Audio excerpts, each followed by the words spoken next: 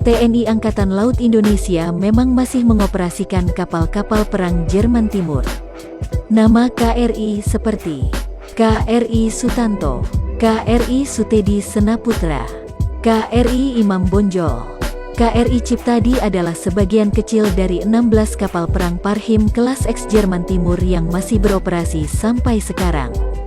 Rata-rata digunakan oleh Jerman Timur pada era 1980.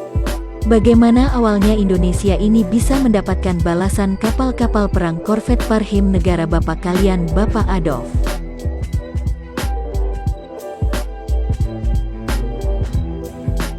Dilansir dari garudamiliter.com, sejarah Parhim kelas Indonesia pada waktu itu saat Jerman Timur bersatu dengan Jerman Barat. Kapal-kapal buatan Blok Timur pun segera dipensiunkan oleh Jerman Timur. Saat itu Indonesia tertarik untuk membeli kapal-kapal ex-Jerman Timur untuk memenuhi kebutuhan minimum kapal perang TNI Angkatan Laut. Bermula dari proposal Pak Habibie pada tahun 1992, akhirnya sebanyak 39 kapal perang ex-Jerman Timur yang disimpan di pelabuhan Jerman selama 3 tahun dibeli oleh pemerintah Indonesia.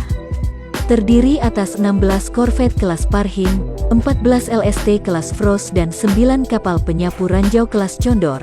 Pada Maret tahun 1992, Jerman setuju untuk menjual kapal-kapal perangnya kepada Indonesia.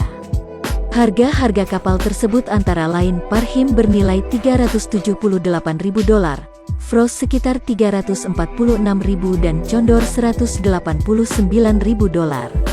Kalau dihitung-hitung ya sekitar $12.600.000. Sebagai perbandingan, kapal perang baru pada saat itu rata-rata bernilai $30 juta sebuah.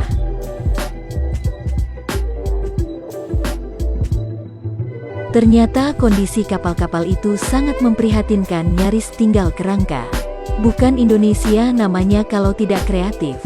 Akhirnya digelontorkanlah dana untuk biaya perbaikan repowering untuk membawa kapal-kapal induk Indonesia.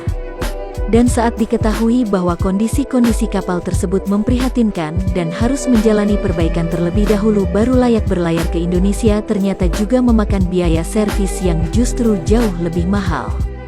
Bahkan pada saat pertama kali Indonesia mengajukan biaya, yaitu dianggarkan sekitar $757 juta Amerika atau sekitar 60 kali lipat dari harga beli kapal. Proposal pertamanya pun ditolak, diajukanlah proposal kedua sekitar $300 jutaan waktu itu dengan dana yang agak kopong. Dan waktu itu kapal perang Jerman ini pun belum tentu bisa beroperasi di lautan Indonesia.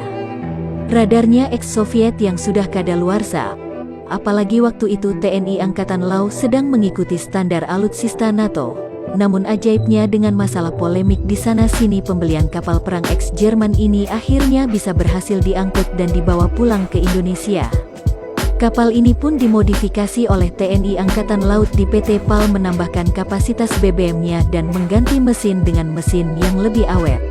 Konsumsi bahan bakarnya pun dapat ditekan dari 33.000 liter per hari menjadi hanya separuhnya.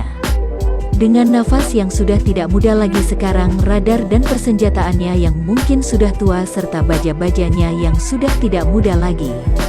Bagaimana menurut tentang korvet Parhim kelas Indonesia saat ini? Tentu kita harus menyesuaikan dengan budget pertahanan negara yang ada saat ini.